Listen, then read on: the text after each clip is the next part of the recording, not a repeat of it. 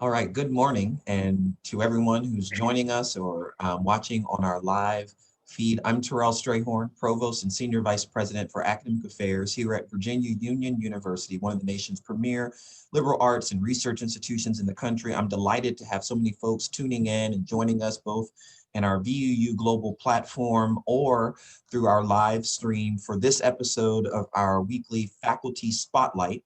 This week, we have with us Dr. Gregory Howard, who is our Dean of the School of Theology here at Virginia Union. I'm going to present him or introduce him, but also want to just do some ground rules for folks. Please feel free to use the chat feature, excuse me, to let us know who's in the house. Certainly you can share information there. You can also use the Q&A feature to share questions for Dr. Howard. I will poll those questions later in the interview. You can use that to raise questions, or if you want to follow up on particular comments that Dr. Howard shares. And then lastly, the recording from this will be posted on our university's YouTube channel. That's VUU TV on YouTube, and you can also be watching through the live stream. So without further ado, and to maximize our time, I want to introduce to some and present to others Dr. Gregory Howard. He is the interim dean and associate professor of homiletics and practical theology in the Samuel Dewitt Proctor School of Theology here at Virginia Union University. He's pastor of Union Branch Baptist Church in Chesterfield, Virginia. Dr. Howard also served as president of the Baptist General Convention of Virginia, with a membership of more than 1,000 churches and nearly 30 associations. He is author of Black Sacred Rhetoric, the Gospel According to Religious Folk Talk, and Voices Crying Out in the Wilderness, Theological Reflections Where Context Matters. He holds a Master of Divinity degree from Virginia Union University and a doctorate in preaching from Aquinas Institute of Theology in St. Louis, Missouri. Without further ado, good morning and welcome, Dr. Howard. Good morning, good morning, good morning to each of you all. Thank you for the privilege to share. Absolutely. Thank you for joining us and finding a way for to still join us.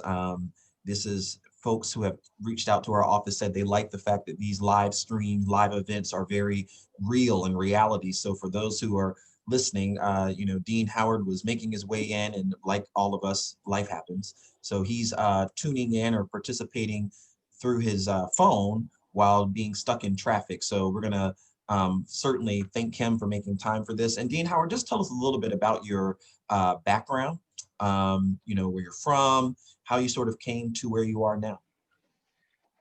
Well, I oftentimes classify myself as I heard a more senior statesperson or elder make such expressions, trying to capture who I am, and they define me, or he defined me then, as I oftentimes reflect upon, as this bony and bashful boy from the backwoods of Virginia.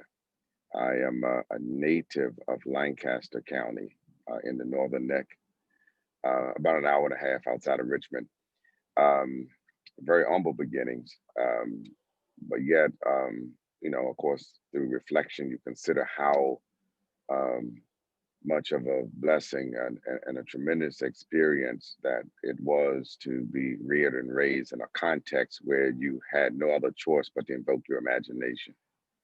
And I am one who also still chooses to look upon the imagination, as Brenda Ueland says, as the Holy Spirit. Van Gogh classified the imagination as God. But when living or being raised, certainly in the 70s and 80s, in such a rural context, um, where we did not necessarily have some of the accoutrements or privileges as some of even our relatives who lived in more urban or metropolitan type of area, um, we invoked again our imagination. I received, I wrestled with and received a call in ministry um, my senior year in high school. And at that time, of course, when I was pondering which path I was going to take as far as relates to academics, it was then that some members of my home church and other local pastors said, you need to go to Virginia Union. Of course, I was familiar with Virginia Union because then I was enamored by their athletics, uh, uh, in particular the basketball program.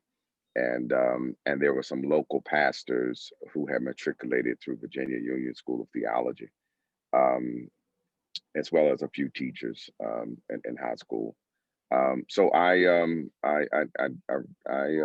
applied and was accepted and came in to Virginia Union in 1990 as a freshman, of course, and that was then one who was pursuing the path of religious studies and also had a minor in education, special education, as a matter of fact, or seeking to take that path. Right after my first year, I, um, I, um, I experienced a major accident. I was fractured my pelvis, my lower back in multiple places. And so my path at Virginia Union was detoured or derailed. I was listening to Chair W. Franklin Richardson as you were interviewing him and how he was speaking of his journey. And I was inspired and also again made to look back over my own shoulder and see how it led that accident me to take a long pause as far as relates to my scholastic pursuits at Virginia Union. And I ended up elsewhere after recovery, Bluefield College, and then came back to Virginia Union for graduate school. And seemingly I've been here ever since, even while I was pursuing doctoral studies. You also had a stint on the board, right? Yes, absolutely.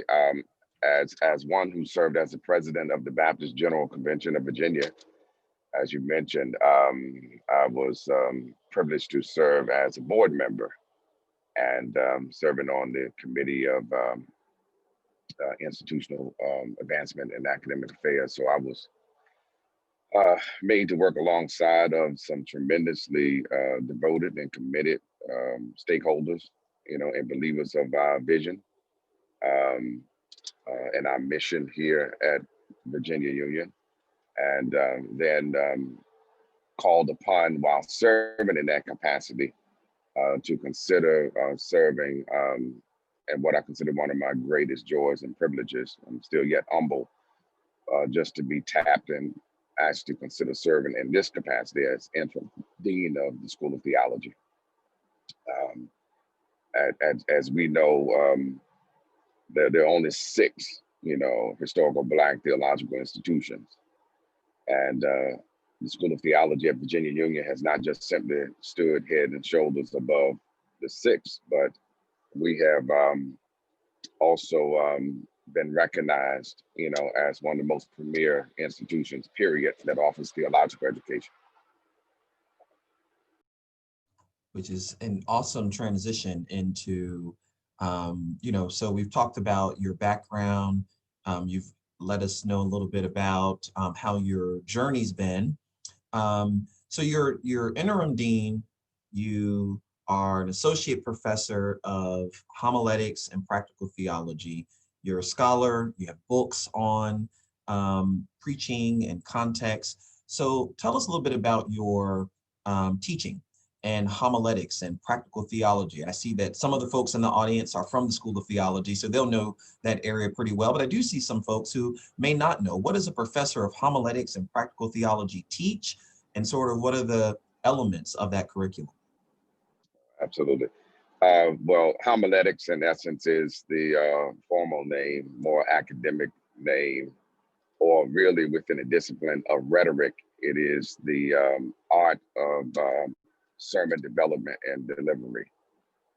So any and everything from its the proper exegesis or interpretation of text to employing various varied methodologies in order to make that which we seek to deliver, whatever the proposition or the claim is, more appealing and receptive to the ear of various contexts as well.